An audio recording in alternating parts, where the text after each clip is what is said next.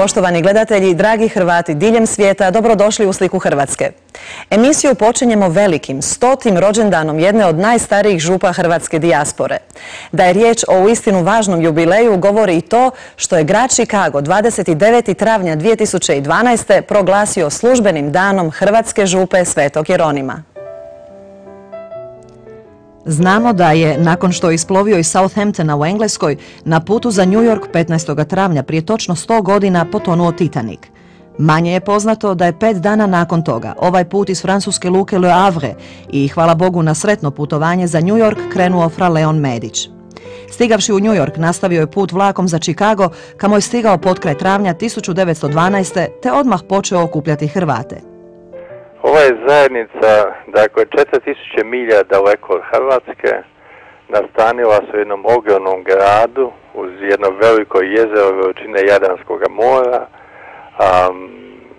Ljudi koji su radili jako teško, sačuvali su svoj karakter, poštenje, svoju duhovnost, stvorili obitelji, gradili zajednicu u isto vrijeme, gradili crkve, klubove, organizacije, udruge kako bi sačuvali dušu. I to su činili u tom hodu kroz 100 godina. Danas se čikaški Hrvati i župa Svetog Jeronima, koja ima više od 1000 obitelji, imaju čime pohvaliti. Među ostalim, osnovali su 2 katoličke škole, koje su u posljednjih 90 godina iznjedrile velik broj priznatih članova čikaškog društva. Jedan od njih je i Michael Bilandžić, Hrvat koji je 70. godina bio gradonačelnik Chicaga, zatim vrhovni sudac u državi Illinois, te jedan od najboljih pravnih stručnjaka. Naša župa je osnovana 12. godine, 1913. godine osnovana je župa Presvetog srca Isusova, 1914. župa Presvetoga trojstva, kasnije 70. godina župa Blaženog Aloizija Stepinca današnja. Onda su osnivane udruge, klubovi, recimo osnovan je klub CES još 1917. Prije toga društvo Gospe Sinjske, najviše Sinjana, bilo je osnovano još 1906. Recimo 1906. mi ovdje slavimo Veliku Gospu. I od 1906. grad Chicago je priznao nedavno s posebnom rezolucijom da je to jedina, zamislite, fešta u cijelome gradu Chicago, koja se događa evo već 106 godina na istome mjestu, u istom dijelu grada, na isti datum 15. kolovoza. Mi smo organizirali u stvari svoje institucije gdje smo preko tih institucija pokušali čuvati ljude.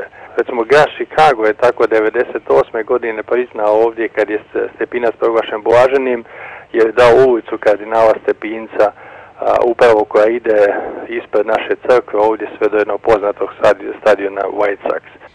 Kroz njezino stoljetno putovanje u ovoj župi djelovalo je više od 50 hrvatskih franjevaca.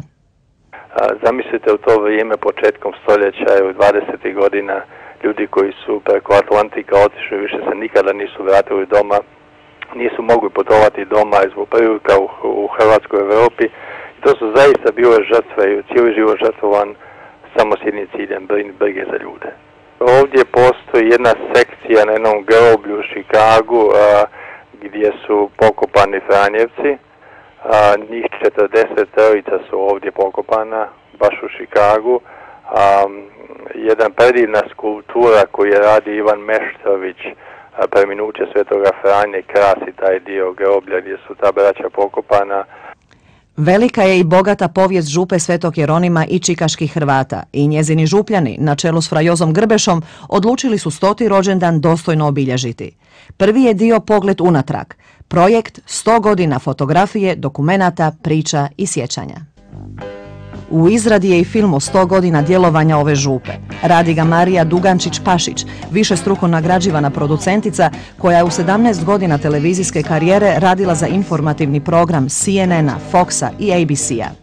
Na CNN-u je radila čak 12 godina, a danas je samostalna medijska konzultantica.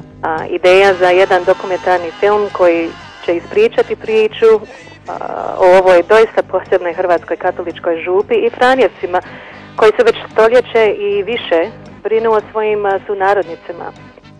Tražila je i istraživala Marija i po župi i po obiteljskim kućama, gdje je, kaže, naišla na pravo bogatstvo materijala, kako fotografija, tako i video materijala.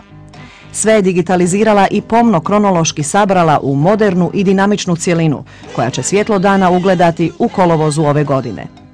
Mi smo svi Amerikanci na papiru, ali u srci smo Hrvati i u srci imamo i vuče nas moja generacija i sve ove 4 generacije, 5 generacija Hrvata u Čikagu su stvarno zahvalni našim svećenicima i našim časnim sestarama koji bez njih ne bi ovo uopće, ja mislim, moglo funkcionirati, jer crkva je, kao što sam rekla, bila mjesto gdje se obnovila naša vjera, ali isto tako gdje se obnovila i kultura i jezik i poštivanje prema svojoj domovini i ne bi bili tu da nisu oni radili to što se jesu i da su bili uz nas i svoj narod.